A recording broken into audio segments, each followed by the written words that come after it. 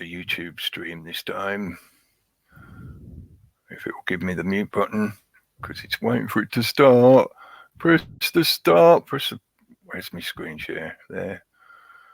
See, I'm still doing this, having to jump between screens. I'm just crap at this.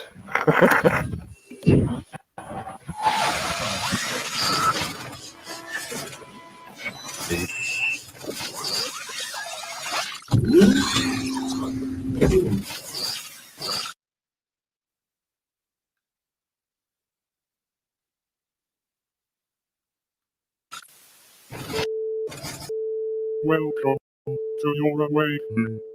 Please take all of your reality is adjusted.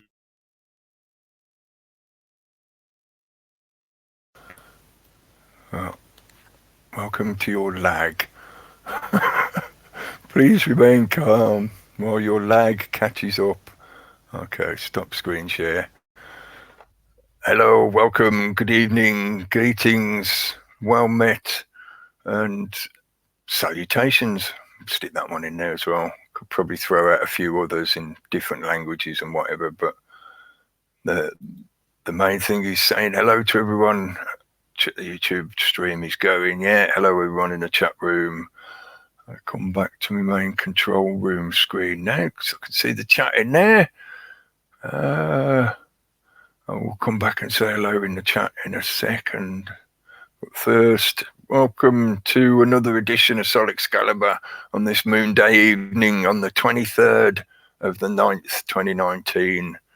Just gone 8 o'clock or 3 minutes past dark. Well, allow about a minute for the lagged intro.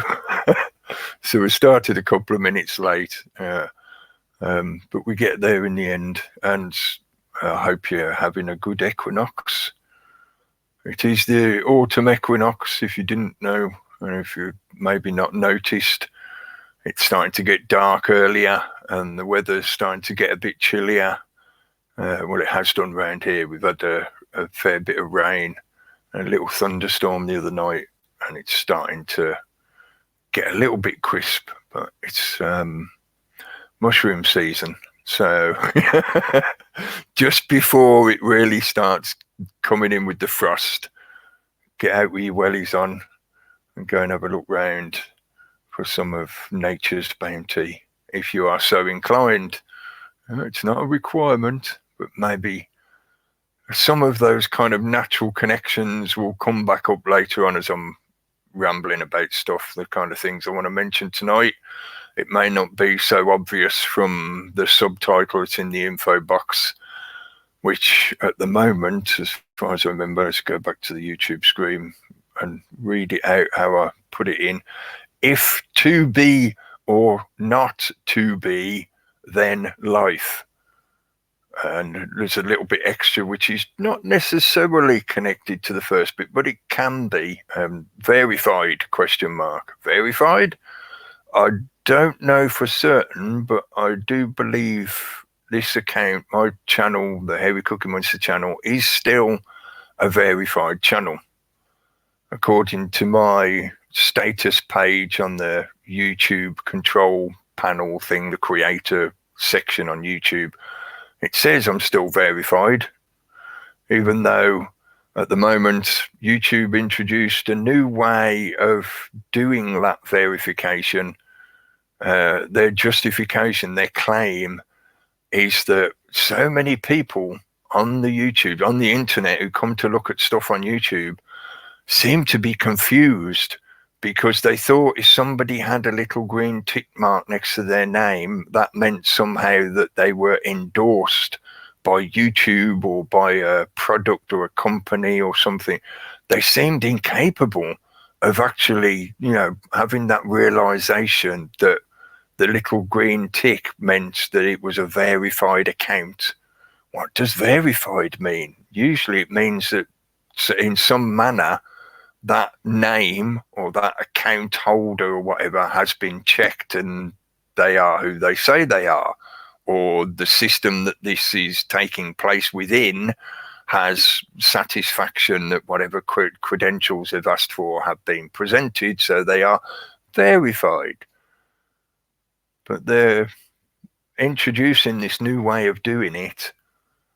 And I was away last week, and I apologise for not being able to do a broadcast last week, but it was just, I didn't get set up in time and stuff. It was just, no, leave it for a week. It was, yeah, not exactly possible the way I was anyway.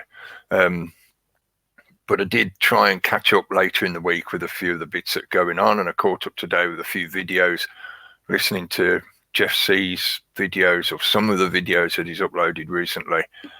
And I caught the one he uploaded about the verification system, the new verification system. And when I logged into my YouTube account, I checked on there and looked, as I said, you know, I checked to see, am I still verified? Because I would have thought that maybe if they're doing this big rollout of getting rid of those little channels that people are confused somehow seem to be endorsed by YouTube or a company or something, then obviously I was thinking I would have been unverified as well. But no, it still says verified. But as Jeff pointed out, other channels, bigger channels, are really graceful. If you haven't checked the channel out, go and check it out. She's been unverified, which makes no sense if you try and apply their claims and justifications as to why they're doing this new process. She's been around on the YouTube for a number of years. She's put out a lot of content. She's recognizable in her own right. You know, people are used to her content. They know what she looks like. They know what her voice sounds like. They know what her channel looks like. And they know her product, to put it in a business point of view, which YouTube, Google, GooTube is attempting to claim that this is all about. So why would they unverify her, but not me? Could it be more to do with the sheer number of views she's accumulated, the reach that she's been able to, you know, get out there, to get to the closer to the middle of the herd, to more of the people that maybe haven't heard a lot of this information before, or never considered it before, or they're only just starting to consider that things aren't quite what we're being told on the TV, and out of curiosity they start looking for information. So is this more about curtailing, yet again, further level of censorship? It was pretty obvious they're not going to stop with this censorship. They are incrementally using gradualism. Hello, Mr. Ike, it's called gradualism. To slowly push out all of those voices that they're not happy with for whatever reason they claim. In other words, it becomes a controlled space where, as long as you preach according to the list of approved subjects and words, then you're not allowed in this area. And you're certainly not allowed to speak in a way that would reach a large number of the public, so that you have any kind of influence over the public discussion or what's going on in the world in any way. I'm not so concerned for myself, because I've approached this from the point of view of, for a long time, I've known that I'm being affected in many ways, like being cul-de-sacked, being shadow banned, being restricted in different ways. I can, as far as I'm concerned, I can sort of post what I want, but it's not exactly moving in the ways that according to the numbers it should be. I think I mentioned this the other week. You know, there's just no genuine correlation between the numbers in the analytics and the effects, the ripple effects that I can see by the content that I'm putting out in this environment. But I don't want to be ignorant of it. I'm just accepting it as, well, that's the environment I have to deal with. So just keep doing what I'm doing. But it is very relevant, I feel, and it's certainly important to be aware that they're doing this kind of thing. It's very relevant when they start affecting the bigger channels that have provably been able to reach lots of people and helped support the discussion, or just the very act of being able to speak freely and have discussions about certain subjects. Those are more the movers and shakers. I don't want to say vanguard, because it becomes very militaristic language, but they're definitely reaching into the mainstream far better than I can. So I'm happy for them to be doing that, and I'm concerned when their ability to do that is getting chopped down in some way. So this seems to be a more subtle way of censorship, because along with the verification process and whatever is obviously going to come some other influences or effects to the content creator's channel. So there'll be certain things you won't be allowed to do anymore. There might be certain functionality that won't be enabled anymore. Also, it opens the floodgates for the how should I put it, either the hobbyist troll, i.e. those that do it just because they get some kind of pleasure or perverted kick out of it, whatever, and the professional troll, those that are actually paid to be disruptive or working some kind of psyop narrative or whatever it is they're doing, whether it be for governments or business or whatever.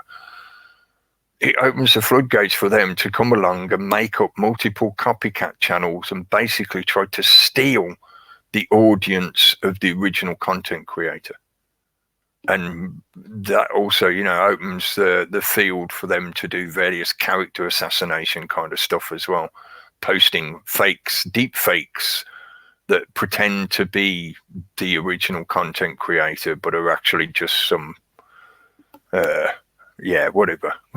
Before I start getting into throwing lots of swear words around, just being somebody deliberately trying to mess up the original content creator's channel or their output or their audience. So yeah, verified. It seemed appropriate to put that in at the end of that if to be statement, maybe for those people who don't know anything about programming languages or coding, as they say in the modern vernacular. Can you code? Better learn to code. What do you mean? You mean write stuff in ciphers?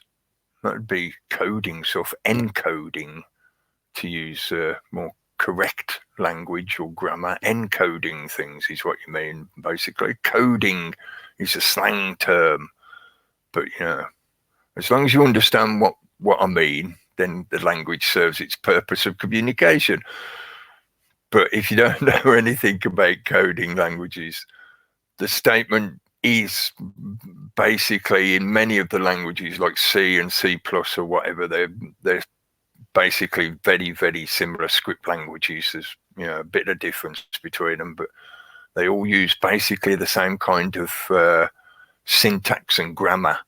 There's certain code words such as the if, so that's telling the software to take a measurement and see if this variable equals one thing or equals something else. So if to be, or means it can be either result, to be or not to be. If to be or not to be, then life, as in if whatever result you get from either query, do this following action, which by putting a name in a speech marks or in quotations usually implies that you're telling the software to apply a variable or run a script or something like that. You're telling it to, if these results equal this, do this other thing. So it's fairly simplistic, way of writing a kind of script line. But the idea is often, I've been listening to various stuff over the weekend, so it just sort of sparked a bit of thinking. Plus, as I do, I can see connections to a lot of what's going on at the moment. This is what inspired me to talk about it like this. But as this question comes up quite often, ever since the personage attributed to be called Shakespeare wrote it in a play and popularized it, that question of to be or not to be, while you're asking that question, life is still carrying on. Whatever choice you make in the original Shakespearean sense, is it nobler to suffer the slings of arrows, blah, blah, blah. You look up the quote for yourself or go and listen or watch the play, read the original works or something. But the question is, like, is it better to attempt to achieve, to strive to achieve, to go out there and compete in the usual way that most modern society is geared towards, or is it better to just not bother? But my point is that whatever decision you make, it's not exactly saying there's a right or wrong. It's just pondering a question. Is this the right thing to do, or is this a bad thing to do? Is this going to be beneficial to me or not beneficial? Is it a to be or is it a not to be? But while you're making that consideration, life is still going on. So your decision, one way or another, may affect the reality around you, your own reality, your life, etc., but it doesn't stop reality. So why are you worrying about making the choice? You're making that choice constantly. Would it be a good thing to be if I joined a big corporation and started doing telesales marketing, where I phone people up and try and sell them tinfoil hats and convince them that all the information on the internet is rubbish and all they need to do is buy a tinfoil hat and the government loves them? Would that be a good thing to be or not to be? I could belabor the point for far too long and it just becomes silly. So I'll move on from it. We'll come back to it in a bit and I'll hopefully explain why I was putting that connection in and why it's in as a subtitle this evening. But let me first jump back to the chat room. The chat room. That's that Shakespearean S sneaking in there. You know, it's written in Old English. It's written as an F. I can't even get it out now. Room. Anyway, get on with it and say hello. Hello, Authentic Human Programming. And Dave Iron. And Richard Kinsit. And Gary, you're in the room. And Steve Tagoose, hello. And Super Leads. Got some tap throw. And Stewie, hello. And Super Leads again. I said hello to you once. Neo Dog, hello. Don't want to say hello to the same people too many times, otherwise it will just get confusing. New Being, hello. Thanks for joining us in the chat room. Uni Black Sister. The chat room is there for you to use but not abuse. You're very welcome to join in and chat, post comments and questions and whatever, but if you take the mickey, you will get punted. Huxley Pig, hello. As soon as you learn the basic structure to programming, it's just a case of learning the particular syntax of the various languages. Yeah. Well, I'd say, yeah, I've only ever looked at a couple, right, but I got the same impression. Most of them seem to be just layers on layers on layers. So you started with like C+, and then they brought out you started with C, then they brought out C+, then C++, and basically they were just adding more functionality into the software.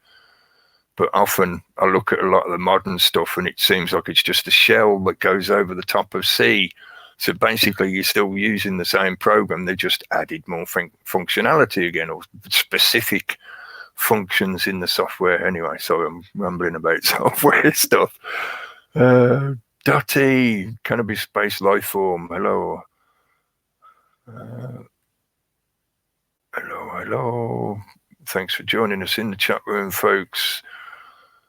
And Michael Allen, hello. I think I've scrolled all the way down. I thought I'd better do it sort of not immediately at the start, but allow about like 10 to 15 minutes, because after a while the cache will fade out and some of the earlier chat will disappear. But I managed to get it from the beginning for now.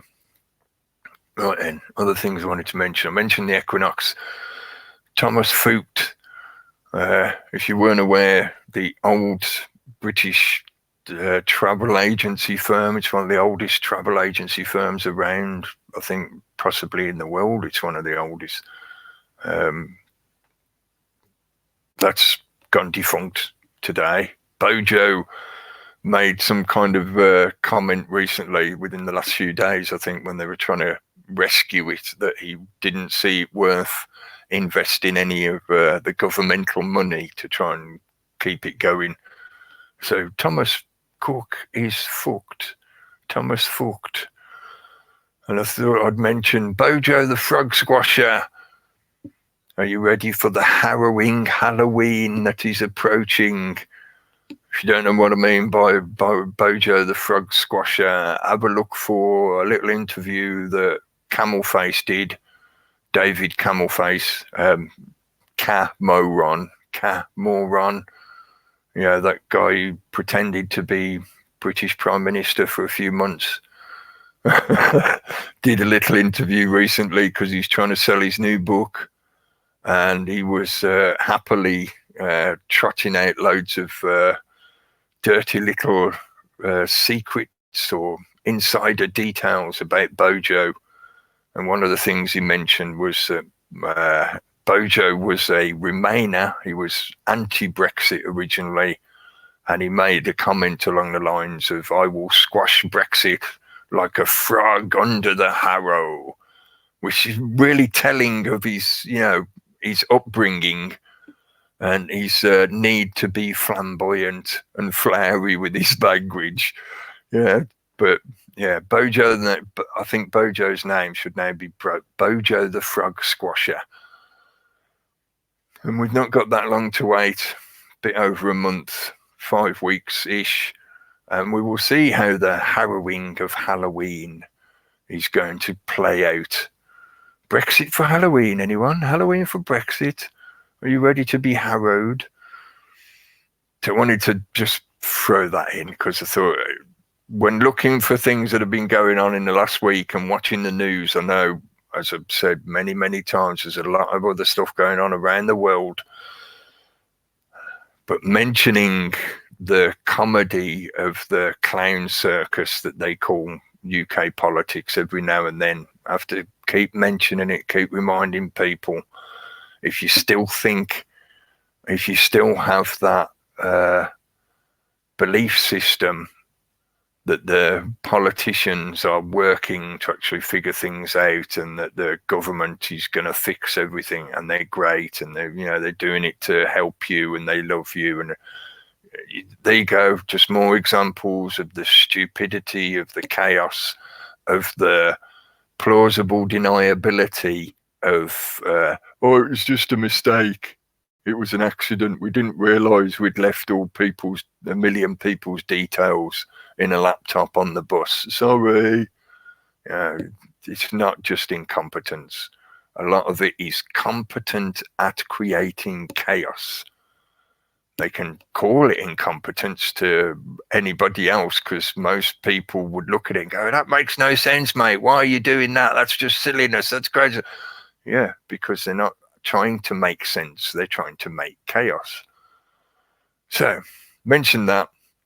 Now come back to the verified thing, which I thought was a little bit of an interesting synchronicity when this situation with YouTube and the new verification process come up. Because just last week, I don't know if you remember, a while ago, several months ago, there were some video clips from I think it was the US Navy, of drone footage, but it was more like UFO footage. Some people could call it drone footage, but it looks like UFOs, and that was how it was presented to the general populace. These are these leaked videos that reveal military recordings of unidentified aerial craft that seem to be able to defy our understanding of physics. And that did the rounds for a while, coinciding with the return on the scene of Bob Lazar and the further pushing of the Disclosure Project. And that's led us up to this Storm Area 51 debacle. I think they really are testing the ground to see just how many people they can use social media to influence to actually go somewhere specified, like a good little drone, like a Pokemon Go drone. They say, oh, go here and do this, and how many thousands of people turn up to do it. But that's one aspect of it. But what I wanted to mention is last week, the US Navy put out a statement saying, well, actually, folks, those videos were genuine.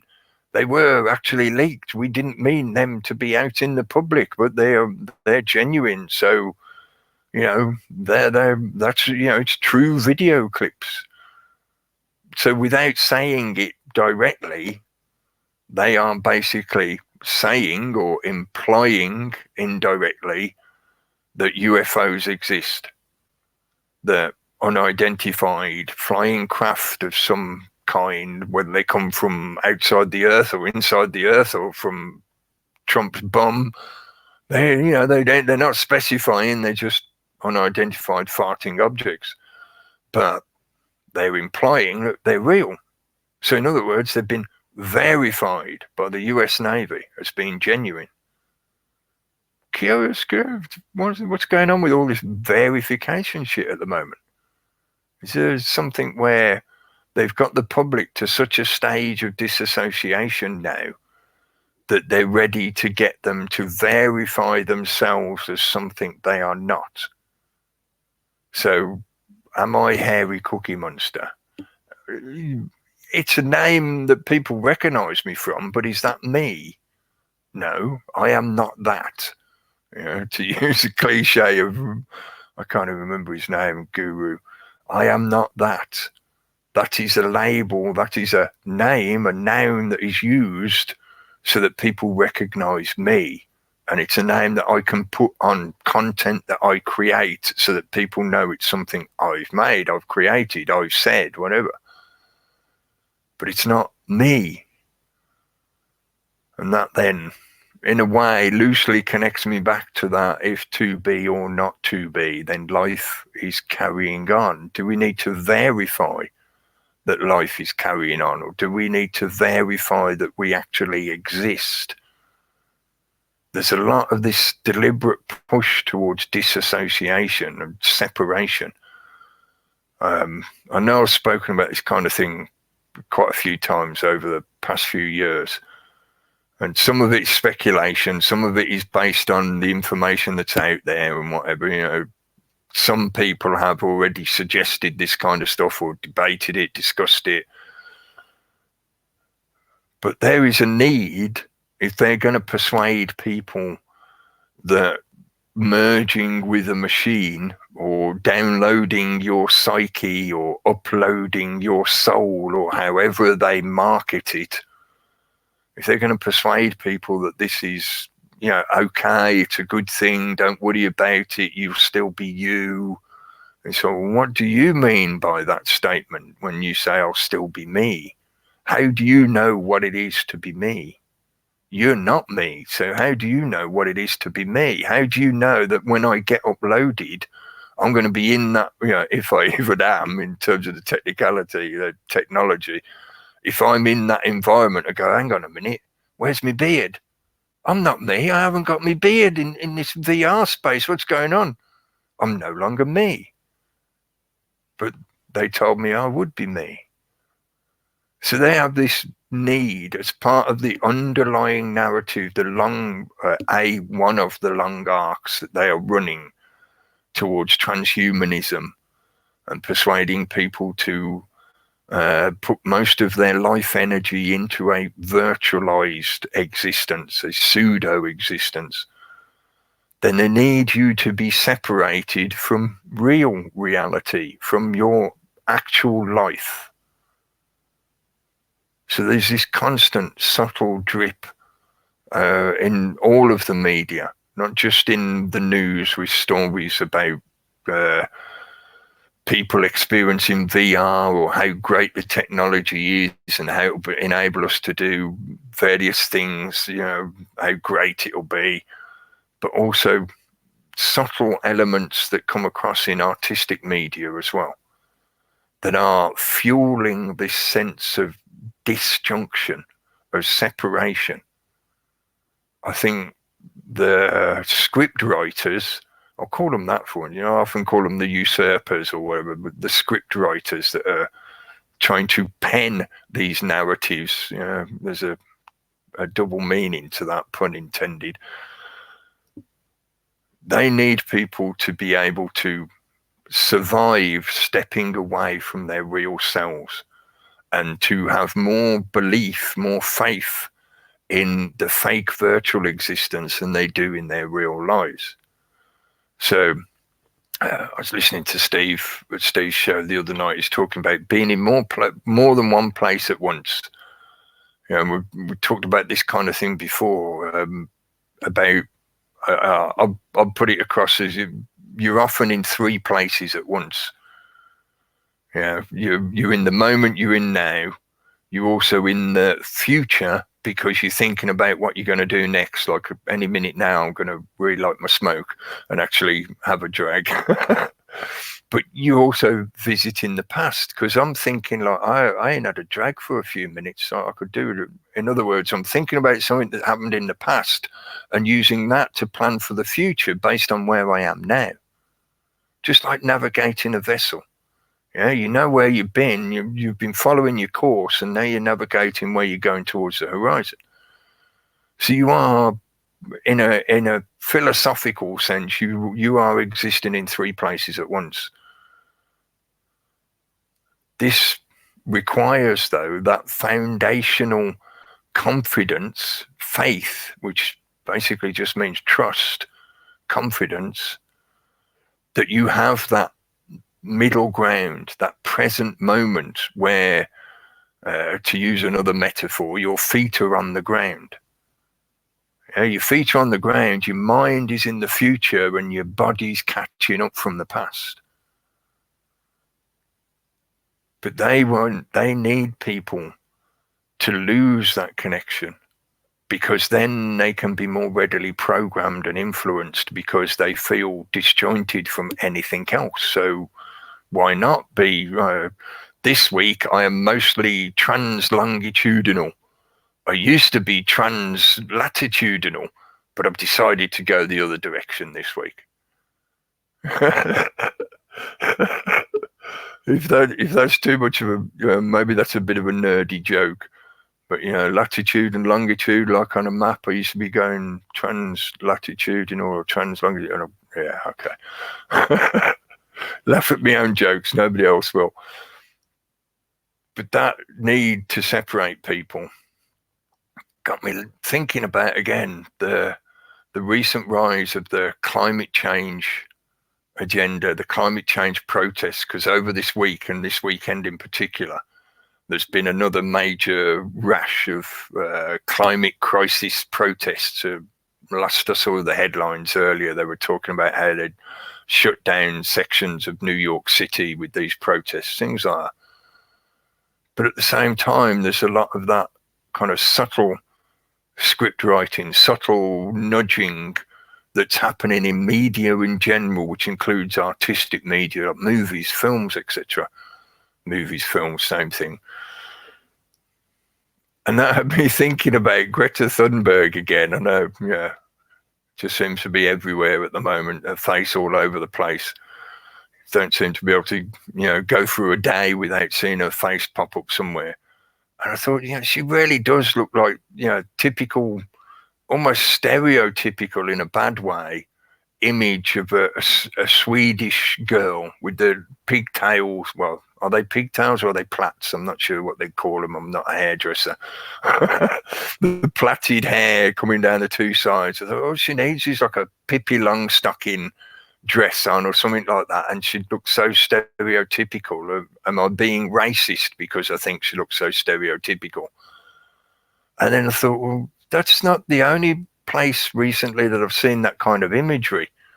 There's been this promotion of a movie over the last few months. It came out a few months ago now, called Midsummer, or Summer, if you pronounce it with a double M, Midsummer. It came out just before the solstice, midsummer. Of course, they wanted it out to coincide with that time of the year. And I thought, well, actually, the timing of that is, I know it's not exactly the same, but it's around the same time as this pushing of Greta Thunberg into the public spotlight, parading around the world, taking her to all these different conferences and getting her to say how the house is on fire. And I did actually do a show the other week where I put The Wicker Man is on fire. And that had me thinking, oh, Midsummer, I haven't actually watched the film properly yet. I've seen clips of it. And recently, over the weekend, I clicked through it again today. I watched a video that True Stream Media put up, the last one they uploaded, that's an analysis of the movie of Midsummer. So I'd watched that, and I was sort of thinking about it. As far as I'm concerned, that movie is basically like a remaking of, or a furtherance of The Wicker Man. So again, I'm thinking, oh, hang on, Greta Thunberg, The Wicker Man is burning, because she uses that cliche phrase, the house is on fire, you know, to try and imply that they want all the adults to panic and all the kids to think they're going to be dead before they're adults, you know, to start running around like headless chickens. I thought, well, yeah, she looks a bit. I know the movie is mainly about adults. You know, it's particularly focused on the anti-heroine, the anti-hero that is the female character, the main lead. But there's children in the background and whatever. And as far as I remember, it is set in Sweden. The movie supposedly takes place in Sweden. They've all got that stereotypical kind of North European folk dress or culture. The film is very much deliberately geared towards inclusion of symbolism and cultural elements that would add to the script deliberately, add to the method of the script deliberately. So it's not necessarily an accurate portrayal of North European folk culture. There's elements in it that is, yes, but there's also elements that have been deliberately done just to serve the movie script, to make the point that these are all, you know, crazy occultist, ritualistic people living in the woods somewhere. So I'm thinking about this kind of like Midsummer, Thunberg, or I suppose I should say Thunberg, her name, but to me it just constantly makes me think of the Thunderbird, which, as I mentioned in that previous show, is an omen. Usually the Thunderbird was related to omens of some kind of disaster or major event that would be tumultuous to the population of the people who witness it. You know, it's an omen of great importance, stuff like that. And we got this movie that's basically sort of giving a bit of a slant on the Wicker Man kind of ancient peoples used to carry out these crazy ritualistic killings and other stuff that they used to do that's, you know, oh, it's a bit crazy, isn't it? These crazy ancient people who believed all this weird stuff. Oh, again, is this disassociative? Is this deliberately meant to be disassociative? And you've got this merging of real, of actual, of everyday life, pushing this fantastical fantasy narrative of anthropogenic climate change. And you've got this movie portraying a fictional community that's loosely based on some historical interpretations, but is portraying this need to personify nature in such a way that that personification becomes more important than the actual beings that are alive in the environment of nature itself. Yeah. So I'm thinking about all that, and I come up with the Midsomniac it seemed to be a midsomniac effect. So I really do more and more over the last couple of years at least. More and more I feel I'm seeing this push, a deliberate, subtle psychological nudging effect to encourage people towards what would normally, and I know I'm using academic terminology or whatever, is pushing people towards schizophrenia and the dissociative fugue effects that many schizophrenics suffer from, where basically you lose your connection to reality, so you're more likely to believe or to create for yourself some kind of fictional or fantastical reasoning for something that you're trying to explain or question. To be or not to be, then fairies, leprechauns, gods, whatever, aliens, verified aliens. That's in philosophy, that's commonly known as the god of the gaps, where just because there's a gap in understanding, that doesn't mean you should just stuff God in there as an explanation. That's intellectually lazy. And although intellect, I should be specific, although intellect is not the totality of being, so you shouldn't give it a biased prominence, but at the same time, it shouldn't be left out. So when you're having these kind of considerations, ignoring the question or possibility of a creator being is just as ignorant as forcibly putting it in there into every question. So why has Greta Thunberg got plaits? Because God did it. Okay, mate. Why has Greta Thunberg got plaits? Because she's an atheist and she did it deliberately to prove that she has her own willpower and makes her own decisions. No God involved. Okay, see, you can have either answer, to be or not to be. There can be multiple explanations.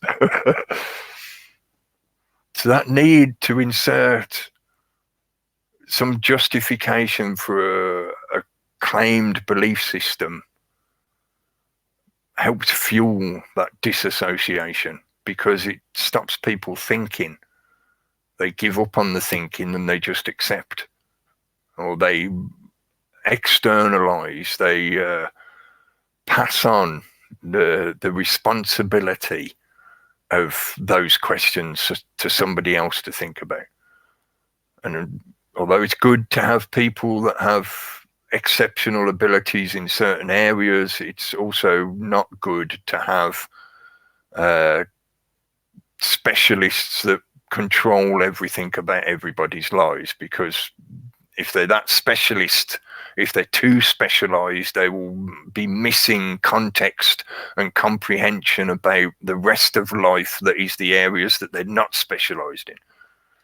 It'd be like asking a clockmaker to grow your food for you. So maybe if they could come up with a clockwork machine to do the growing and stuff, yeah, but it doesn't, just because they're good at working with machinery and technical stuff doesn't mean they'd be good at growing, raising plants and actually, creating edible food. Anyway, belaboring the metaphor. So I've been thinking about that, and I was considering some of the elements in that movie, and I do agree with everything that they show on the True Stream Media video that they did on Midsummer. But there was a couple of things that I thought either they'd missed it out or they've left it out for some purpose. I mean, the video was somewhat long. Maybe they felt they didn't need to include it because it would have just took too long or something. I don't know, whatever their reasons were. But a couple of things about that I wanted to mention, other than just that connection to there seemed to be a good coincidental timing between Greta Thunberg and that movie Midsummer. Maybe not directly between them. Maybe the connection was not meant to be directly between them, but it all coincides towards this pushing of the climate change narrative and the naughty humans farting too much and being far too many of us breeding and all that usual kind of stuff. But a couple of things that weren't mentioned. One was the element that they did mention it a bit, but I think they missed something about it, was the kind of what I'd call the wimpy Christian, in a similar way to how it was done in The Wicker Man. The Christian, the policeman played by Edward Woodward, if you could, represents the Christian, the theology of Christianity as being, involved in this occult ritual that these crazy pagans are supposedly carrying out. In this one, it's the boyfriend or partner of the main female character who's supposed to be this wimpy Christian who, the way I saw it, was they're presenting him as just impotent. He has no power. He has no influence on what's going on. He's not able to really help anyone. He has no resources he can offer of goods or wisdom or anything. He's just a lump of something. He's no good to anyone. And they talked about that in their analysis of the movie. And they were talking about it from the point of view of, that's meant to represent how Christianity is not wanted anymore, and it's crap and it's useless. And, it's that kind of, we can target Christians and abuse them, but you don't mention any of the other religions, otherwise you'll be a naughty person. It's against the politically correct dictionary, which I agree with, but I also think there's an element that they've left out or missed. Doing that kind of abusive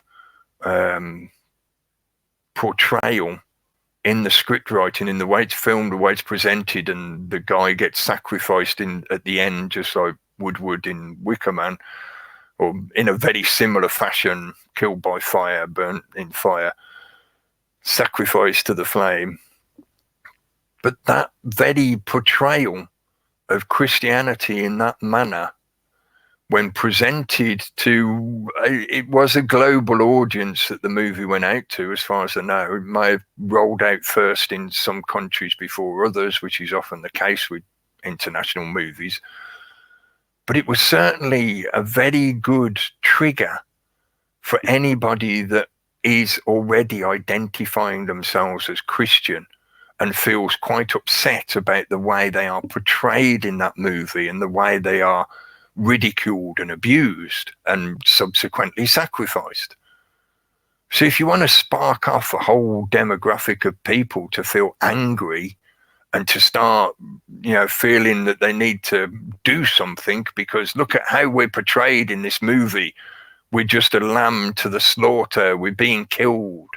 But it's presented in such a way that they don't have any of those kind of theological questions about, doesn't Christianity represent the lamb to the slaughter? So isn't he required to be a sacrifice? You replaying the life and death of Christ, it's just this guy doesn't get resurrected because he's a normal human being. He's not Christ. But that's not the way it's portrayed. It's just portrayed as like, this is the useless guy. Yeah, he's the Christian, so of course we're going to burn him because Christianity's crap. Paganism, yay. It's a really good way to trigger a whole bunch of people, especially the Christian demographic in a primarily USA-centric marketplace for this kind of movie. They didn't mention that. They talk about how Christianity is being abused, etc. I'm not trying to say it's not, but some of that abuse is being done deliberately to antagonize people in a Hegelian process. They've talked about the lone wolf, homegrown terrorist for quite a number of years now, many years really. But for the past few years, they've pumped that narrative, they've pumped that archetype into people's minds. So now they need them to actually start popping up. And there's been some over the past few years, shooting atrocities or people getting run down by vehicles, and it's then been attributed to a lone crazy who was some kind of religious extremist, whether he was Muslim or Christian or something else. There's Buddhist extremists out there as well, but that's moving to the other side of the world where the two competing sides have different uniforms, but the process is being played out in a very similar way. So you got that wimpy Christian effect. And I thought as well, after watching the last few clips from the movie where you see the woman's face and right at the very end, she just has a little smile on her face. And I thought, well, you could also add the kind of MG Tau demographic into this as well then. Because any of them, the men out there that identify as that kind of MG Tau, how can I put it?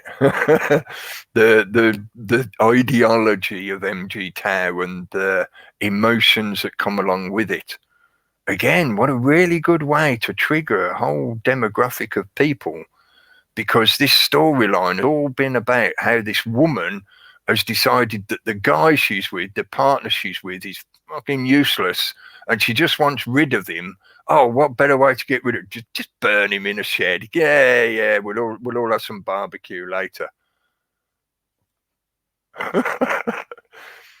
And that as well, in a more subtle and archetypal way, I think is a reference that was deliberately coded into the movie about the rise of the feminine energy and the castration of the male energy. Because a lot of the process they've been working on for the past few years to create the Phoenix effect, to create the resurrection. First, Osiris has to lose his penis.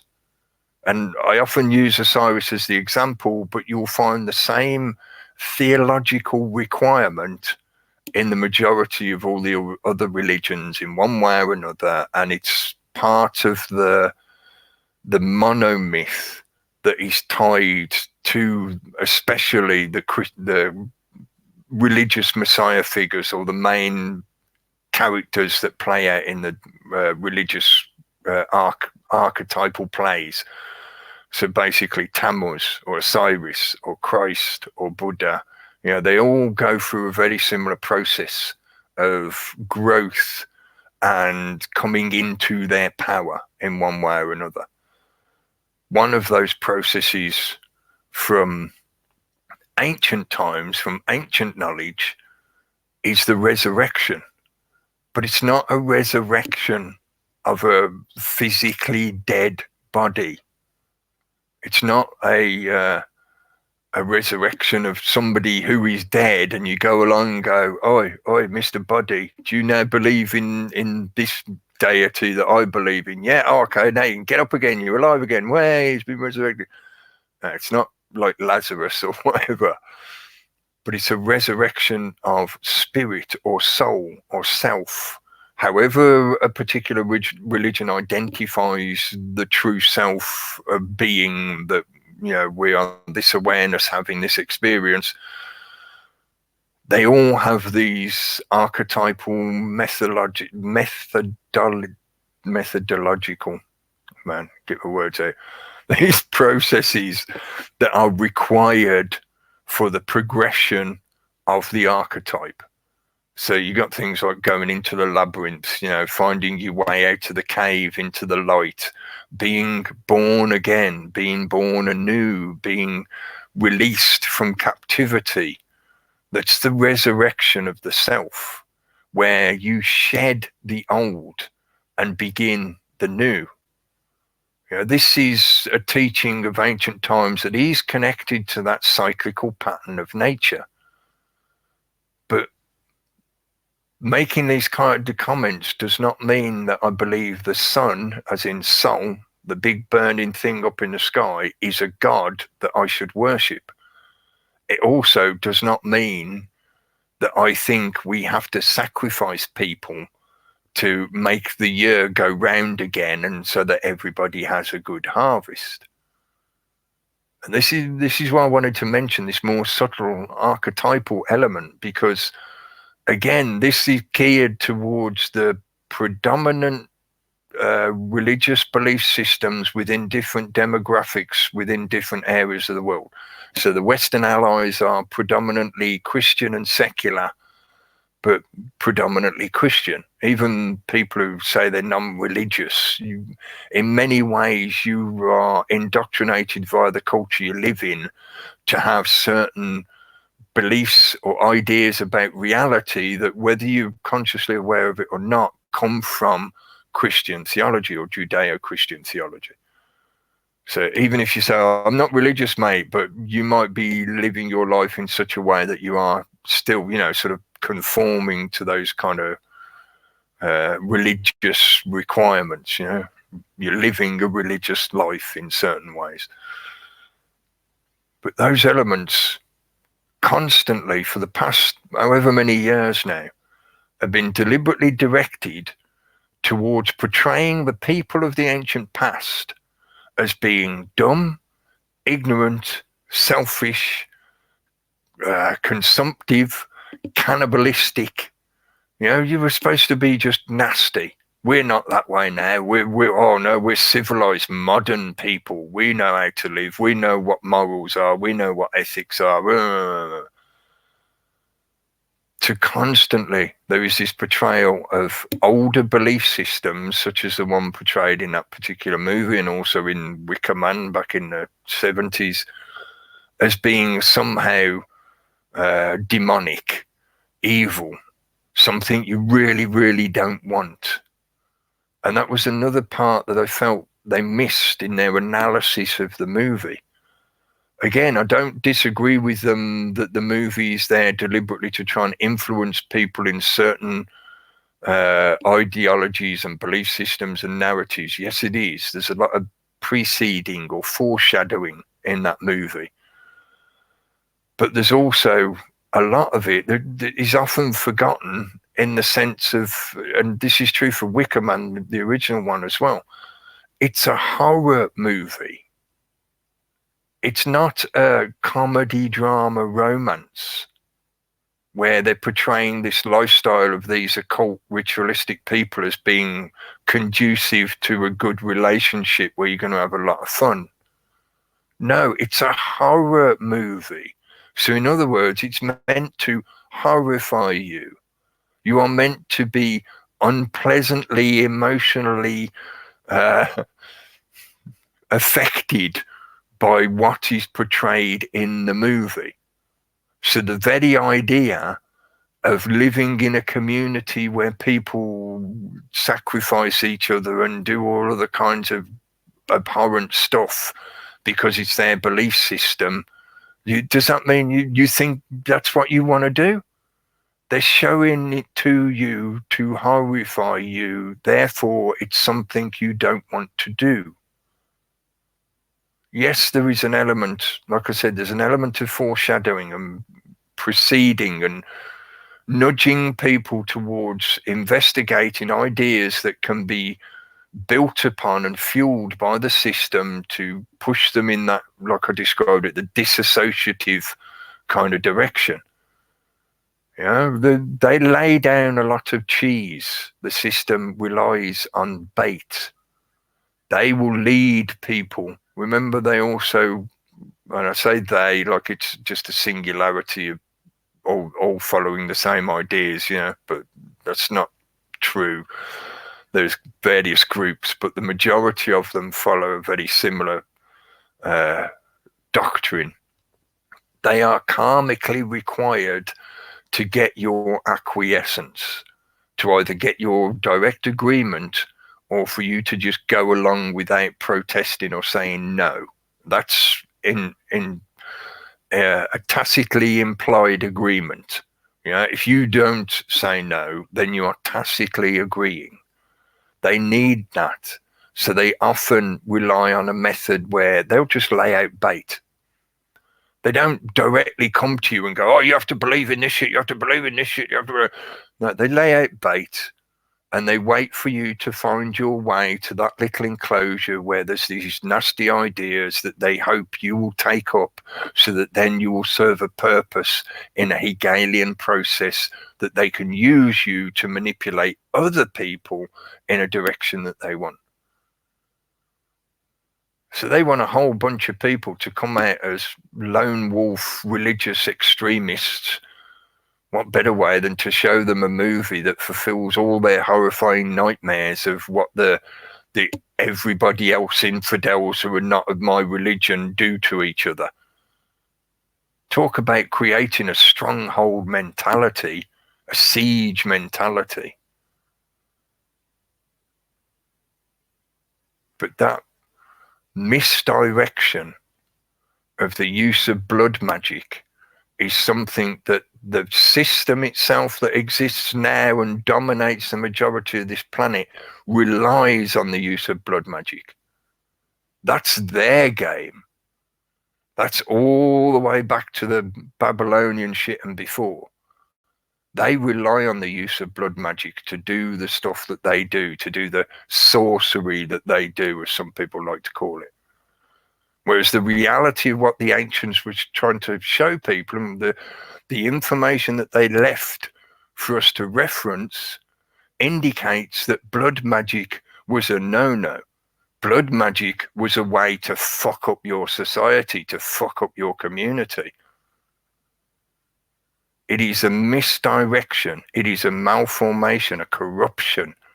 Whenever the concept of sacrificing living beings or draining blood to use to fuel a karmic incantation in some way, that is, in a Christian theological point of view, that is why they would call it Satanism or Luciferianism, because you're trying to manipulate reality using forces that you're not supposed to be able to. In other words, that is the realm of God, not you. And the belief that you can influence reality by sacrificing people or by spilling the blood of a chicken on an altar or whatever, that is madness. And it's not going to get you anywhere except further into more corruption and mindlessness in one way or another. Tomo, you want to jump in? Go for it. Yeah, I was going to say, you find this a lot. It's with spiritual ideas, yeah? When people can't grasp an idea is spiritual, they try to redress it up in material form. And this is what's happening. But the proof of that is the fact that if you try and build up the other way, if you try and build it up from the ground up, you can't reach those spiritual ideas that were the key to the whole thing in the first place. So that is the proof that our ancestors weren't dumb. They had these spiritual ideas going on in their head, but at some point, a generation came along who couldn't grasp the ideas, so they tried to reenact them in physical terms instead. Yeah. I mean, the whole thing about offering to the sun, one of Gurdjieff's cosmic processes is refinement. And the best example of that, see, Gurdjieff takes the Earth as matter, the planets represent shape and form, and the sun represents the creative life force. Now, with Saturn ruling the refinement, picture the women who are out in a field with the wheat and the chaff in a basket, and they throw that basket, the matter from Earth, towards the sun. They're worshipping the sun, and down comes the wheat and the chaff has been blown away. So this is an ideal example of refinement. This is worshipping the sun. You throw up your goods to the sun, and the bad part becomes disappeared. Or take CBD dissolved in alcohol. You apply the sun, the heat of the sun, to evaporate the alcohol off, and you're left with something that's, you know, 1,000 times more complex and good, than the pure alcohol. Yeah, the cannabis oil. Yeah, that's refinement. So I'm saying the name cannabis because it's a reference that goes back to the some people call it the mushroom cult, but it's that connection back to religious use of what was basically cannabis oil to initiate a higher state of consciousness or an altered state of consciousness so that they could experience the divine. Yeah, and during that higher state of consciousness, you can take up all the past memories, ideas of the past year and burn them up in an experience that will leave you fresh to go on with the next year. Yeah. No fire, no blood, no murder, nothing like that. Exactly. Yeah. It's an idea. The murder is metaphorical and symbolic. The murder is the death of your old year, the memories, the shit that you accumulate. Like That is cutting your what, hair. like you said about the wheat and the chaff. It's Like, getting rid of the detritus that you have no good use for, that's unhealthy and unhelpful. yeah, like cutting your fingernails or cutting your hair. I mean, how many people know that all the drugs you've taken since your hair started growing, if it's a foot long, are recorded in that hair? So cut the hair off from last year and your sins will disappear at the same time, kind of thing. Yeah, just roll it and smoke it. Yeah, roll it and smoke it. But also this film, I noticed, and there was you could screen share this, because what they're also doing is they're presenting a contradiction that, sociopathy can be a communal thing. We can all do this sociopathic thing together, which is a contradiction, right? And there was an article in Sky that Tony shared on the thing, yeah? Eating meat could be made illegal, like smoking in pubs. This barrister, Michael Mansfield, take a look at the guy's face. Look, Jesus Christ. I mean, if you walked into a court and this guy was the judge, you'd just be like, okay, no, that's it. Just take me back out here. I don't want to know. Put me in jail. This guy is But anyway, so he's saying that there ought to be a new laws and illegal. He doesn't mention lawful. It ought to be illegal to commit ecocide. Okay, he will say, we know that the top 3,000 companies in the world are responsible for more than 1.5 trillion worth of damage to the environment. We know that because the UN has told us. Well, okay. Do we? Yeah, do we though? But then he goes on to say, according to vegan charity Viva, which is hosting the debate, some 25% of all global greenhouse emissions, that's bullshit, come from agriculture, with livestock production contributing 80% of that. So 20% of all global greenhouse CO2 comes from farming. Yeah, but then again, farming eats up a lot of that CO2 at the same time, doesn't it? Yeah. But anyway, he wants to ban meat eating, and get it branded as an ecocide, which is just absolute rubbish. Eating meat. It's another step, though, in a rapid succession over the last few months of similar moves and stories, like the lecturer talking about cannibalism and the synthetic meat products and all that kind of stuff, the Soylent shit, Soylent Brown, And with Greta as well, it's one thing about her is Mark Windows has done a lot on this, that they don't argue. They're just reading the doctrine and they are following it. And they're absolutely committed. And they're, almost to the point where Greta would go out and commit murder for the climate. This is the hysteria she's generating, yeah? Yeah. Yeah, we will kill, we will change the law to implement this agenda. Yeah. It's the same old thing again and again, though, isn't it? It keeps rolling around. And the same thing happens, they're blaming us for the plastic pollutions, and, it's the corporate, it's the corporations that produce all of this crap, and again blame us, which it's just the blame game, isn't it? They want to blame us, and as we said, it's they'll bring in more controls, more things you can't do, more things. Only drive your car once a week at the moment. Go on. Sorry, I was just wondering, does the willful destruction of nature include mining for rare earth minerals so they can make smartphones? Yeah, exactly. Isn't that destroying nature for no really good reason? Not everybody needs that kind of technology. Be good maybe for emergency services and stuff, but we don't need everybody to have a new smartphone every year, such that we're digging up the ground to the nth degree.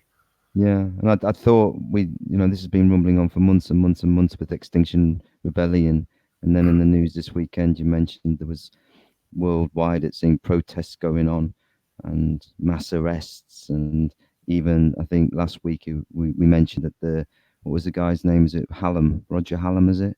Yeah. Is that the guy who leads it up or heads it up, or one of the people who's been speaking out? He was arrested for flying drones over Heathrow Airport. So that's quite a serious charge. But like I say, they just seem to, it's this mass sort of, getting everybody on board, this kind of, and that's what it seems to be, it's like a throwback. And it's like, you're hearing it on the news and the way the media get behind it, and you see the Gretas, and they're given the platform, they're given the space, they're given that 2 minutes on, like you say, Sky News or whatever platform, you know, to get to the mass and give this same message continually that it's our fault, it's our house is on fire, etc., etc., etc. You know, and get everybody sort of overexcited, and those who were, and I said this ages ago, those who were coming into some kind of awareness and a bit naive are being swept along by this. And we saw that at camp this year, didn't we? Some people, when we sort of did talks, or someone did talk, and it was getting a bit more clear with people what actually was going on, because a lot of people unfortunately still go to the mainstream, it seems, to get what they think is what's going on. It's still funny that, isn't it, how the program's still so strong on people. That still is a sort of, I wouldn't say first port of call for people like me or you or others, but certainly for a mass of people, they will go to that and they will look at that and say, right, okay, this is what's happening. So they're still, and they know they've got that power, and they know because, and maybe the over exaggeration of numbers and this type of thing, you know, how many people live on the island with the, you know, a few hundred people not happy about something, you know. So it's the way that you can manipulate the situation as well and expand it out, and then get people all thinking this is a, you know, this is happening everywhere and it's going to continue, and you know, this these laws need to be passed to bring in more, like I say, shutdown of what we can use, more, you know, blackouts, who knows, you know, and you know, we just don't know how these governments are going to react through the think tanks that are now working on it as well, you know, that, as we know, are very powerful, and they will bring in the legislation to bring it about, you know, to bring down more. I think it's sort of mentioned in Agenda 21 in a way, but it probably will be linked to some kind of carbon ration or carbon taxing system, where you'll be allowed a certain number of points, and something like a burger will cost you a certain number of points. So, you know, you, in effect, you have a ration card. You know, they're using this narrative. I feel a lot that this is a lot of what this particular narrative, the climate change and this kind of food stuff, is more about the reduction of available food because of the change in the solar cycle, the grand solar minima.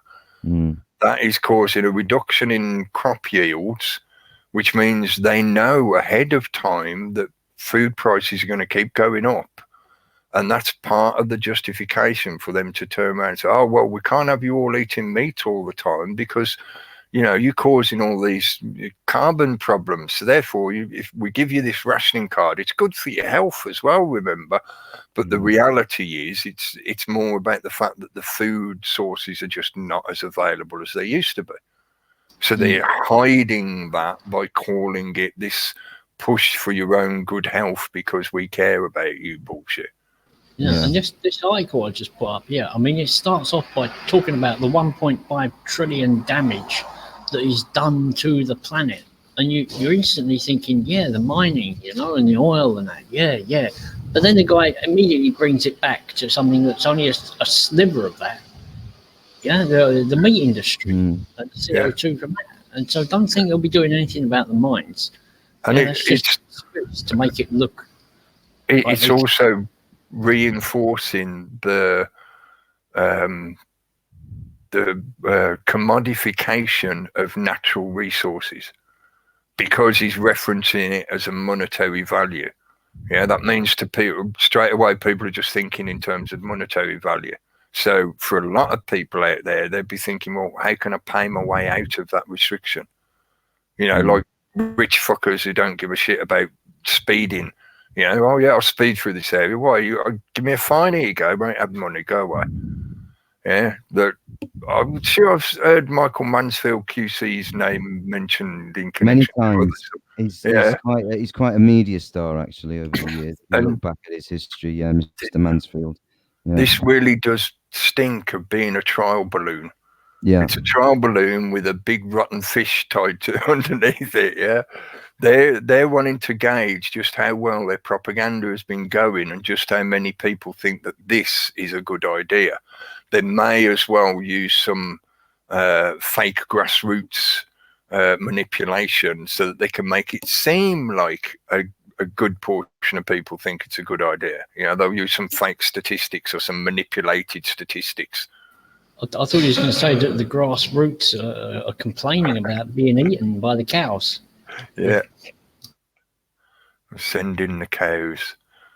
There ought to be cows. They must be verified. Yeah. But you see, in comparison to like talking about the kind of ways that they're trying to influence people with that movie in particular, you know, trying to convince people that the only way nature will survive is by you sacrificing your life. Now, you know, the implication, like I stressed, you know, the movie's meant to be a horror movie. So obviously the sacrifice is meant to be real, as in they actually kill people, blah, blah, blah. But in that is the subtle implication that you have to sacrifice something for nature. Now, classically have to put the caveat in here, like we almost always do these days because of this kind of manipulation. But I am not suggesting that people do not pollute and that there are not things that we could be doing so that we're all living in a better environment, a nicer place, and blah, blah, blah. Yeah, that's not what I'm saying at all. But there is this deliberate, subtle nudging of, that's a good picture, that you have to sacrifice something of your life so that nature can do its thing and recycle itself. Yeah. Remember, I keep talking about that phoenix effect, the recycling effect. They're asking you to make a blood sacrifice of your life so that nature can keep going, because we're such a massive influence on nature. Nature would be dead if we don't stop what we're doing. Yeah. Hence back to Greta Thunberg again. Yeah. The house is on fire. The Wicker Man is on fire. Yeah. Well, I was thinking about eugenics myself. Again, leading back to that. Yeah. Back there. All roads lead there. The one thing I didn't mention, they did mention it on TrueStream's video, but in the movie, there's the element that they have a kind of an agreed suicide pact, so that when their elderly people reach, is it 72, Gary, I think said? Yeah, 72. Yeah. That's the age that people are supposed to work to now, isn't it? In the UK, yeah, it's something like that, man, yeah. But also, interestingly, that's a processional number. Yeah, so I thought that maybe that was just the writer, you know, giving a nod, because it's a solar-based cult and all that kind of thing. So obviously they'd revere those numbers in the same way as they're revering the sun with their ceremonies. Yeah, so 72. You know, the elderly couples have to basically go and jump off a cliff when they get to that age. So, like in Logan's Run, you know, they remove their burden on the community. So, you know, euthanasia. Yeah, I know. It's happening. What was the one? I mean, that's happening now in the workplace. You can continue working now. There is no retirement age. No, you work until they euthanize you. And that's what you can do. And I've known some people who actually have dropped dead. Yeah. Well, that's what they've got the Amazon warehouses for now, isn't it? Send the old people, go and work in them until they drop. Yeah, and then they can just be wrapped in that sticky plastic and shipped off to the Soylent Brown factory. Well, yeah, but you know, you can still work against the system, yeah, because nobody in Amazon wants to go all the way to the toilets, do they? So if your workmate does die, yeah, hopefully they're wearing lots of clothing that will soak up. You can take a piss on them, yeah. So they'll go into the Soylent factory covered in pee, yeah. Because you can't afford to walk to the toilets and you can't help them. So it sort of brings back the old thing about, would you piss on somebody if they was on fire? But, you know, if they're dead, that's okay. If they work at Amazon, yeah. God, can you imagine that? Somebody dies to you, next to you, and you're like, oh, I don't want to help them because I might lose money. Jesus, man. That kind of extreme bystander effect has happened in other parts of reality, yeah. Not necessarily at Amazon, although there were reports of, I can't remember the case properly, but supposedly somebody did die on the job and the workers basically just left him there and waited for the team leader or whatever to turn up and deal with it. because they had to get on with their work because they're under such pressure to get shit done. It's an extreme expression of that bystander effect, but it's there. That kind of shit is happening now. People feel so disempowered and so disillusioned with what they think they've got in life that life becomes worth less and less and less to them, such that they'd just stand and watch somebody die and they'd video it. Or when you're in a back in the day in a city, a busy city, you know, everyone just on the way to work, if someone collapses in front of them, there's, you know, most people will just leave it. There's the odd few because there's so many people, some will help them, but the majority just walk by. And just, you know, get on with their day, you know. Or they'll be rubbernecking. That's one thing that's always, ever since I was a child, that bemused me. It was like, why do people have this need, the almost subconscious need to look at something like an accident, but then when they actually get a view, you know, and they see the blood and all the nastiness, and they're like, oh no, they wish they'd never looked. And it's all, why did you look in the first place? What did you expect? You're going down the road, you see there's been a car accident, but you want to look and see the blood and the bits and and then you're upset when you actually see it. You're dumb. You never learned that the cooker is hot, did you? Yeah, you never touched that cooker and went, ow, that hurts, I won't do that again.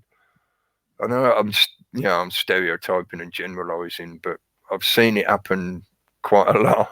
And it's one of those things that's always stuck with me. So, you know, it's just the unfortunate truth that some people in the world are just that dumb, you know, and they do something like that, and then they're upset that they've seen something horrible. High energy is a magnet. Yeah.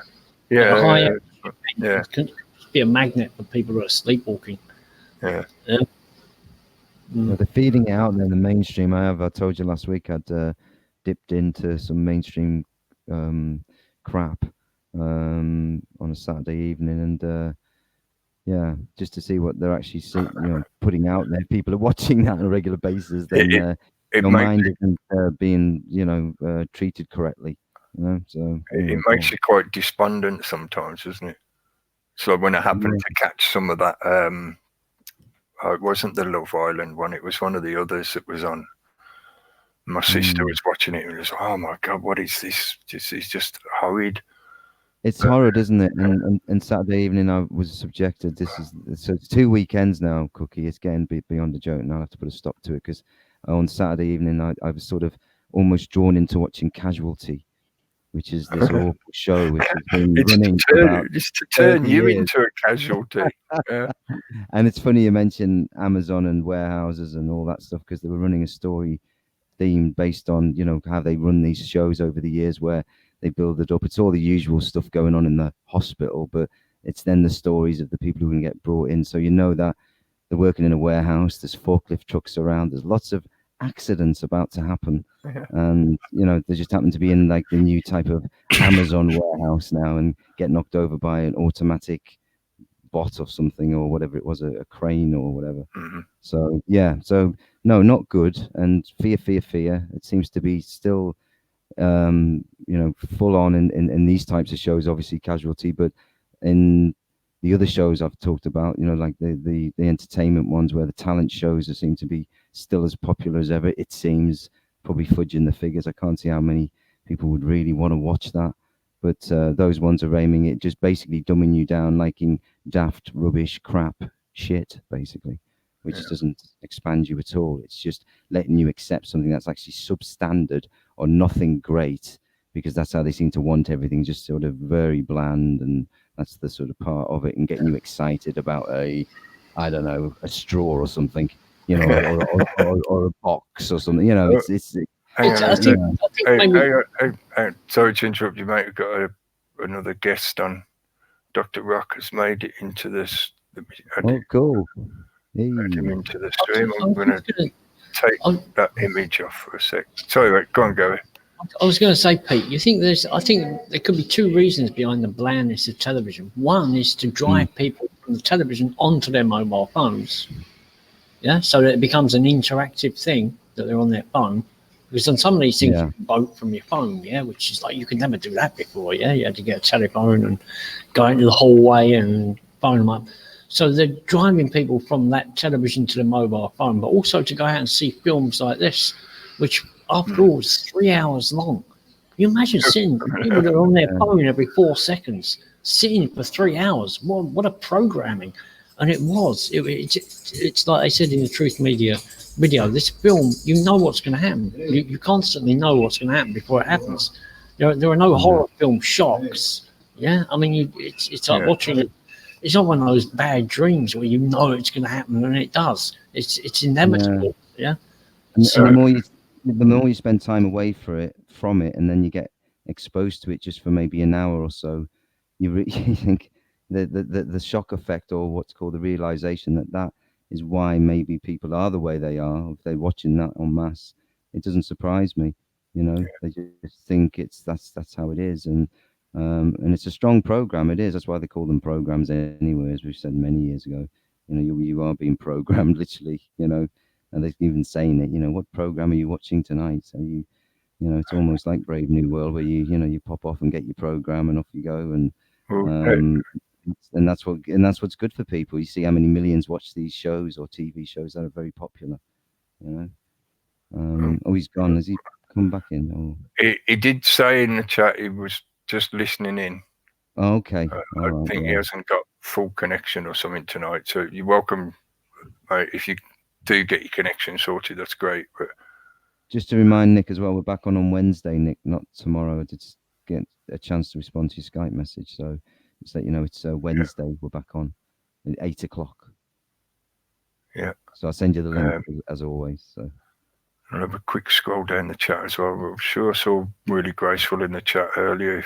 If you were there, hello. Thanks for joining in. The chat's cached up again now, so I missed some of it. Form debate, hello. And as I said, I'm sure I saw really graceful's name in there earlier.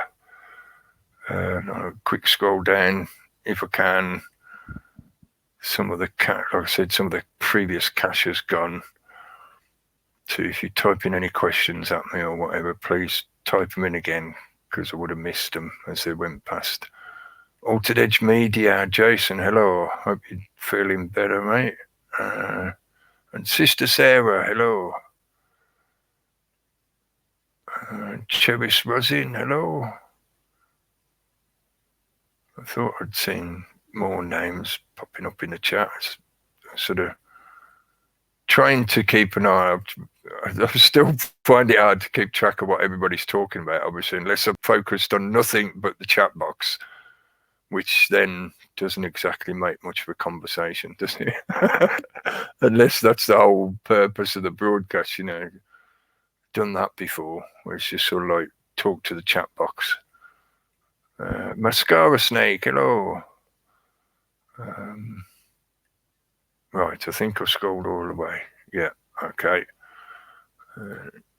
Private chat. The public chat is on the YouTube feed. I'll grab you the link while we're chatting. Other than the craziness of the general political situation, which has been ongoing here in the UK. Well, maybe I can't get the link. My browser is panting out a bit now. I noticed as well, it seemed to degrade my camera, even though I set it on the lower setting. It seems a lot worse than it was the other week when we were using this. So I don't know how well this is going to hold up. It seems to be gradually getting worse as time goes on. The lag's getting worse. I've noticed. That's why I've stopped using the camera. Because when you look back at the playback, there's about a 4-second sort of gap at least, and then obviously it looks weird. But yeah, I'll try it like that for a bit, so that then hopefully it just gives me more confidence that the stream will sustain all the way through. You know, I'm just worried Well, that if it starts to lag out because I've still got my video on, it's going to be annoying if it drops. But, yeah. It seems to work. In the last few weeks, I've been trying this method, so it hasn't come out. It's come out all right. Obviously, you can't see us, but you know, you can hear us. That's the main thing. I haven't had the chance to watch it yet, but I saw as well that Jeff had tried using it the other night. He's had to start a new channel for his Jeff Censored Live, but he was using the StreamYard. Right. And I know he got it working because I could see that there was something like a 4-hour plus podcast. So I haven't had 4 hours to sit and listen to it yet. So it's working for people, and I'm glad that it's there. It's just it seems to be struggling a little bit, unless it's just my system. Yeah, I think maybe I was thinking that myself. I think my system needs an upgrade and a better connection. I need a bit of a spring clean. Get the hard drive a bit more tidied up, I think. But it also seems to be part of the process, par for the course, as they say. Yeah, using a golfing metaphor. As things are going along with the censorship and clamp down on YouTube in particular. Yeah, I know it's happening on the other platforms, but because this is the primary video platform and blah, blah, blah, it sort of stands out a lot more here because the numbers are bigger. So, you can see the effect a lot more. Yeah. But just to repeat something said before in the past, if this platform disappears, that doesn't mean things stop. I've got the attitude that I keep going with YouTube because it is the biggest video platform. Therefore, you're more likely to reach more people than on some of the other platforms. Plus, the new latest kind of like alternative video platforms that have come up, the majority of them suffer from various problems, as well as I think there has been for a number of years now a deliberate campaign to try and persuade people to get off YouTube. So there is this constant refrain, and I've seen it going back to 2012, I think, when they first brought in the Google Plus, and people were talking about moving platforms and stuff back then. And we've had it a few times over the past few years. It's like, everybody's going to move to so-and-so platform. Like, are they? Some people might, but you're going to have less audience and you're going to have less of a reach. And just because it's a different platform doesn't mean it won't eventually start suffering from the same censorship problems. So my main point is, in repeating all this, is don't put all your eggs in one basket. If you're a content creator or you're doing something where you're trying to talk to people or get information across or whatever, don't put all your eggs in one basket. The YouTube is great for doing this kind of stuff and it's got a big reach, but you can't guarantee that you're going to be allowed to keep using it. So, I just don't like the kind of, again, it's back to that kind of siege mentality. Yes, they are putting more censorship on it. Yes, they are deliberately shadow banning and cul-de-sacking people and all that kind of stuff. But that's exactly the kind of psychological manipulation that they're applying to you to try and make you leave voluntarily. If they just start banning people in big numbers, the kind of numbers that they actually want to do, then it's going to be really obvious to the general public. It's going to be blatantly obvious. So instead, we've had this now nearly 2 years gradual process of a bit more. So, it's going to carry on. Don't expect it to stop. But don't give up on what you're doing. Exactly. Just be sensible. Keep backup copies and have accounts on other platforms and stuff like that.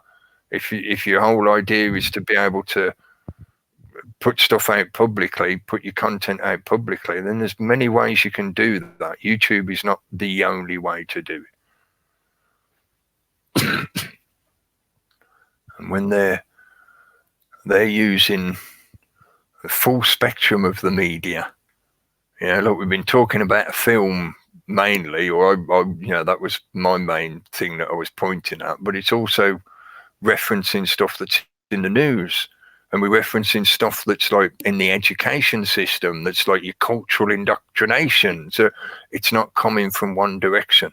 It's not like you can say, oh, I'm just going to turn the news off and therefore I won't hear any of this programming stuff.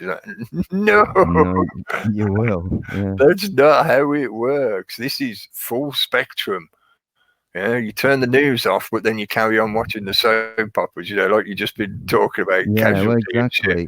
Exactly. I mean, it's a multi-pronged attack in a military sense, isn't it? It comes at you at every angle, and it's the mind, the body, everything's being subjected to stress, or could go on forever about this one, couldn't we?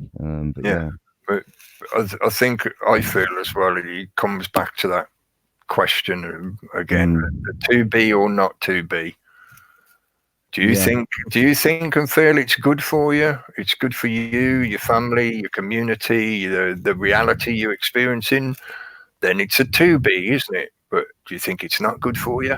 It's about you having awareness and discernment and making decisions for yourself, because life carries on whether you decide to be or not to be. Yeah, and not letting radio, television, and newspapers actually form your opinion on things, because it still seems to be, the case in some of the people I'm meeting or see or whatever, or you see the tabloid headlines out there, or you even if you dare flick through one of these things and have a look, you'll just see what sort of separation they're trying to do on us on a daily basis.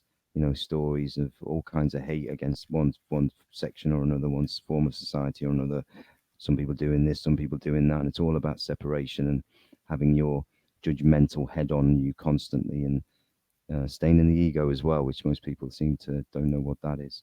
You have to start learning about things and understanding what things are, how you work, what your inner world and all the rest of it is. And like I say, it's resurrection of the self. The rebirth. The system spends the majority of its energy trying to persuade you that you're not who you are, and that you are separate from everything else, which includes nature, God, every other being on the planet, blah, blah, blah. That's most of what they expend their energy doing. To reconnect with yourself.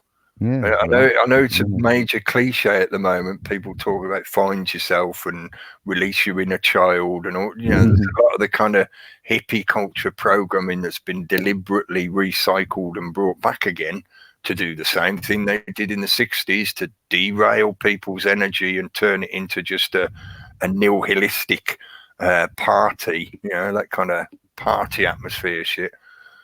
But that is what it comes back to. Your disconnection from yourself is the differential engine that fuels the system's claim to power. Because you don't know yourself, they can step in between and say, oh, well, we better look after you then, because you don't know who you are or what you're doing. Do you feel schizophrenic? Do you feel like you're losing connection to reality? Like I was talking about earlier, this constant nudging towards that disassociation, suggesting that the entirety of history is completely made up. I don't think that's accurate. But to suit the purpose of making somebody feel disassociated and fragmented, it makes perfect sense to tell them that. You convince them that everything they thought they knew about everything is completely wrong, they're going to be lost.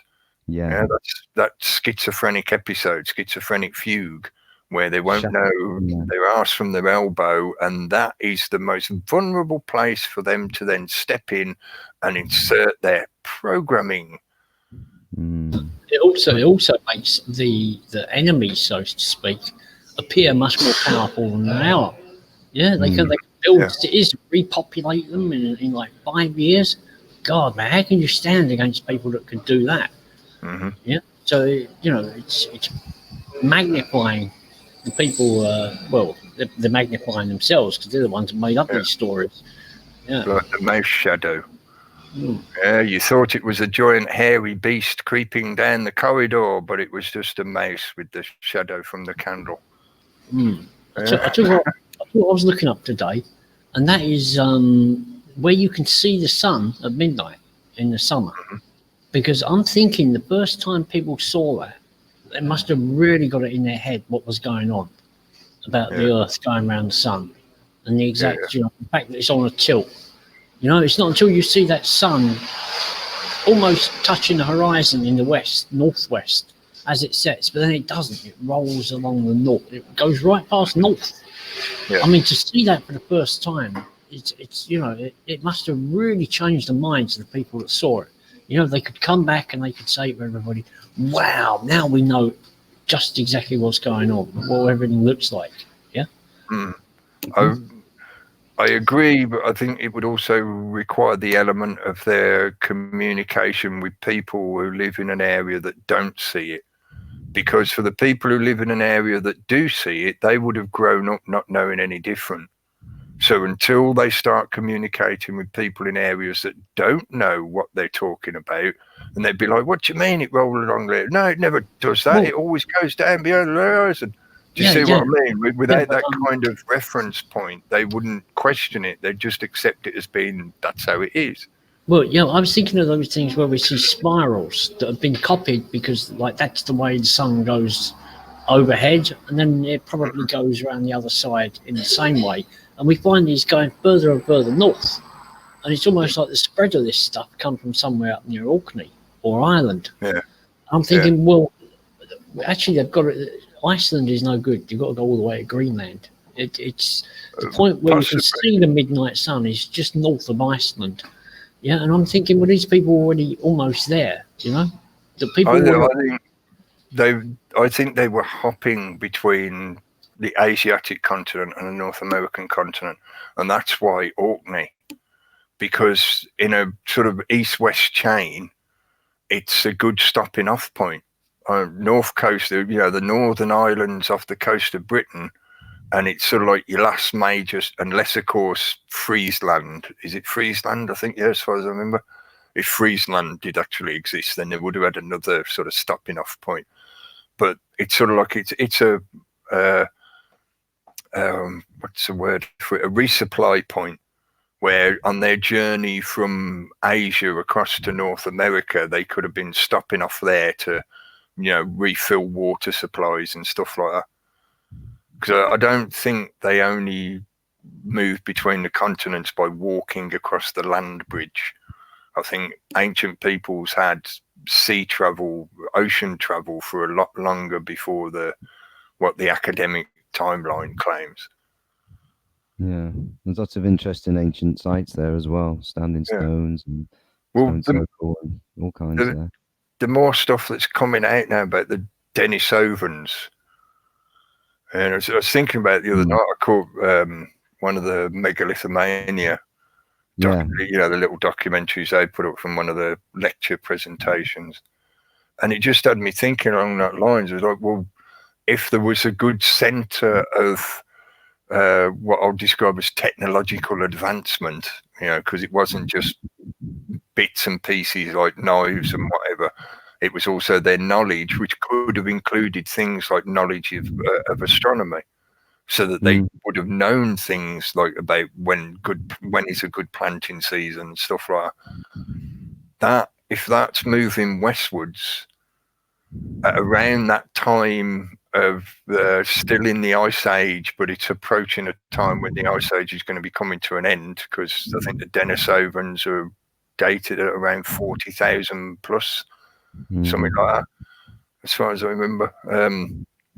But that means they would have been skirting the edge of the major ice caps or ice flows, yeah? So where the ice comes down into Asia and where it comes down onto North America, which not far off matches kind of like a latitudinal line that includes nearly the Orkneys.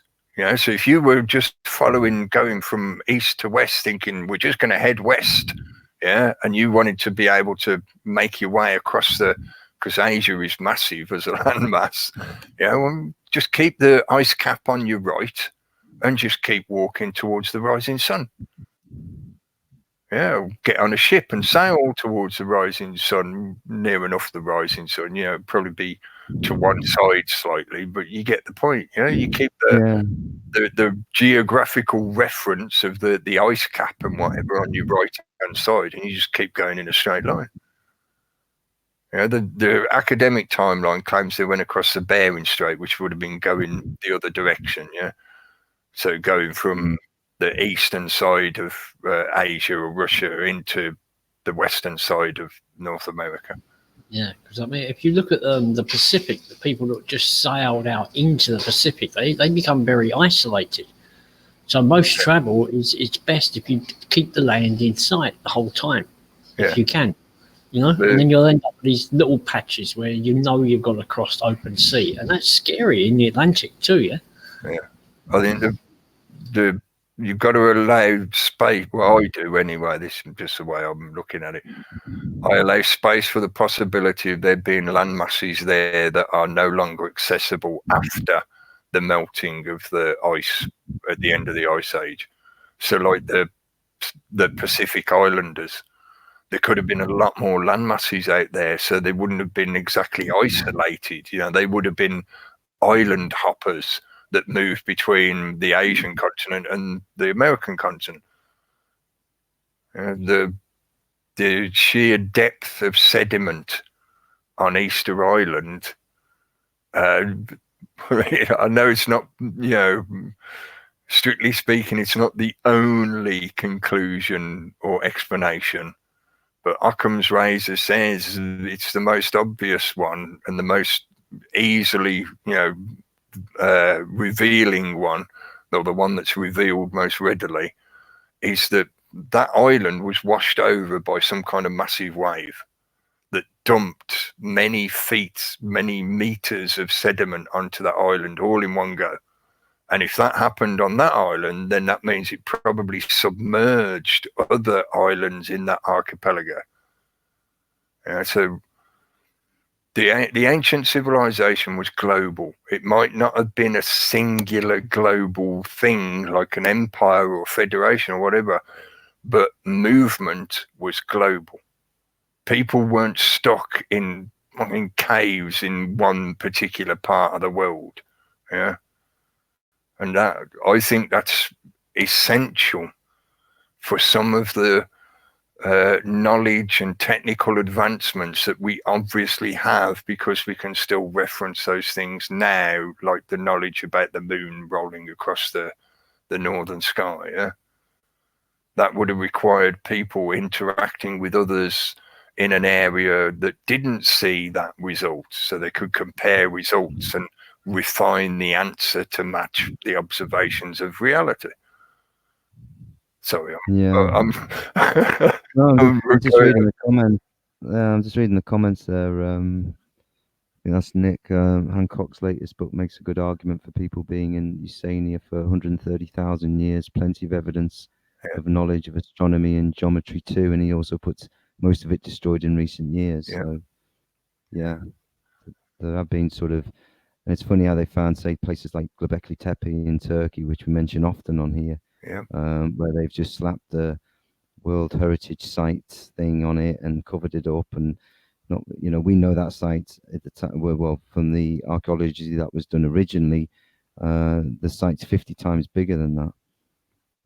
And so there's a lot more sort of they don't want to uncover, or they just don't want to go there, or they just don't fund it, and so they shut down any more sort of revealing. They're trying to control the narrative, which in a much longer example of what we were talking about earlier, where they're trying to rewrite history. So they need to have damage control over those areas like that. So they're going to, because the academic world is slow to move anyway, it changes very slowly. But they'll spend the next however many years gradually absorbing that new information and writing it into a history that still suits them. So they're going to come up with some way of adding that into the academic timeline that's going to be a beneficial result for them. Yeah.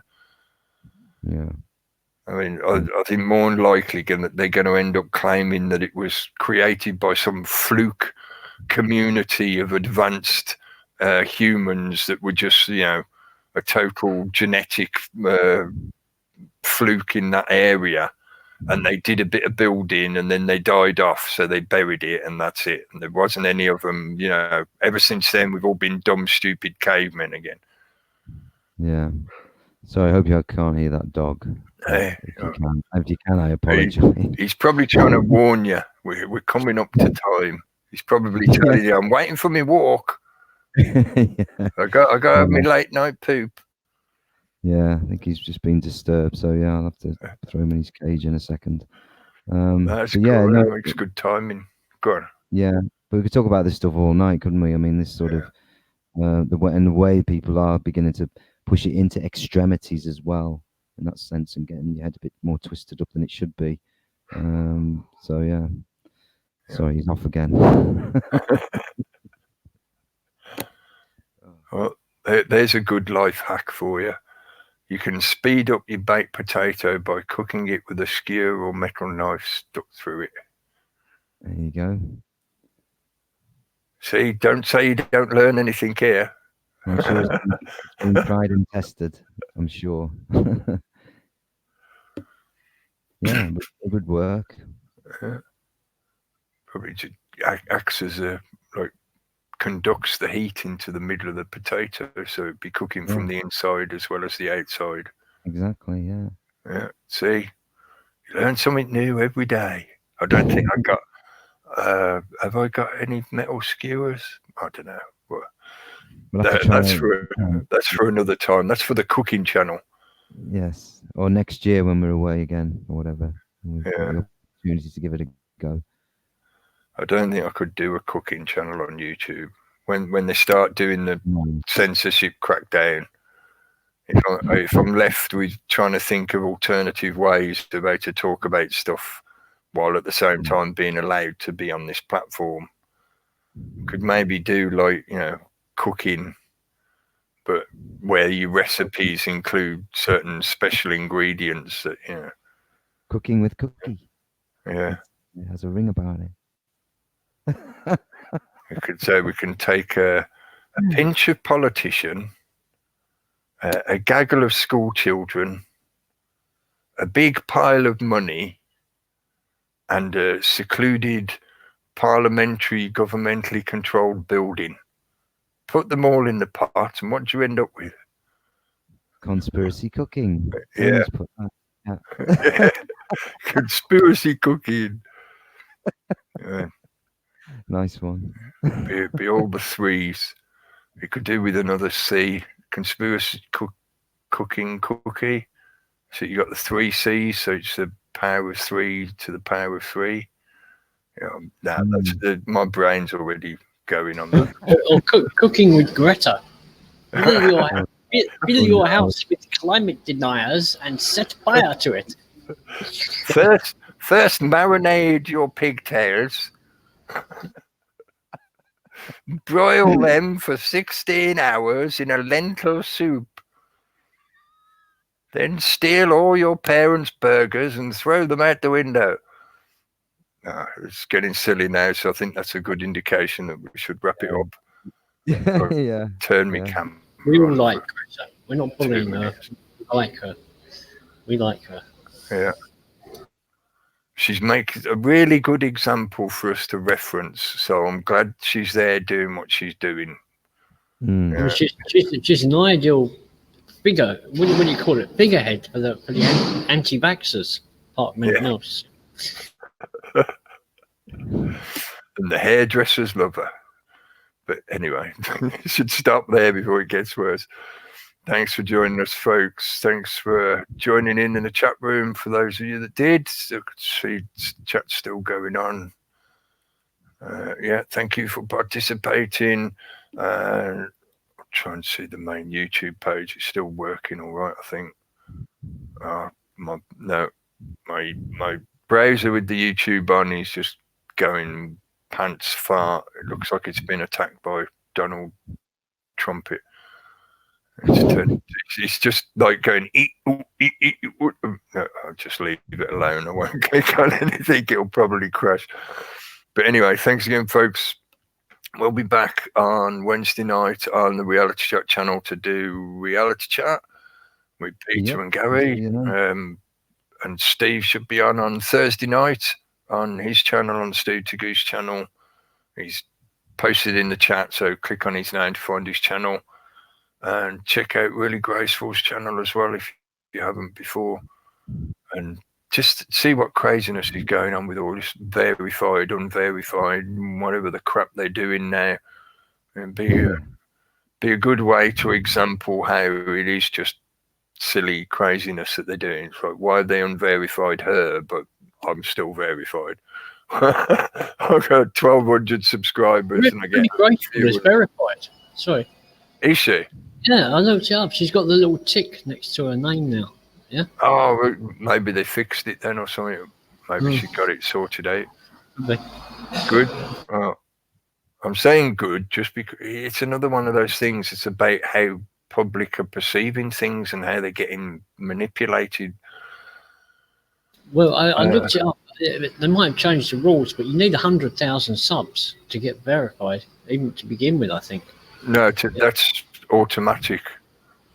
If you've got 100,000, you're automatically verified. Yeah. So talk about controlling the fucking environment when most of those big channels are part of multi-channel networks, and they're the corporate herd that are trying to elbow out all the smaller content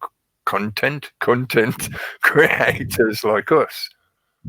So the fact that they're being made automatically verified, to me, that's proof that this is about getting rid of the little guys, getting rid of the annoying voices that have been cul-de-saced already. They just want you gone completely. Or they want the public to see your channel and think, oh no, he's not got a green tick. That must mean he's a nasty, extremist, crazy person. No, run away. But anyway, yeah, enough of silly, crazy YouTube stuff for tonight. Thanks again, folks. Catch you again soon. Thanks, Cookie, Gary, and all. Yeah. Cheers, everyone.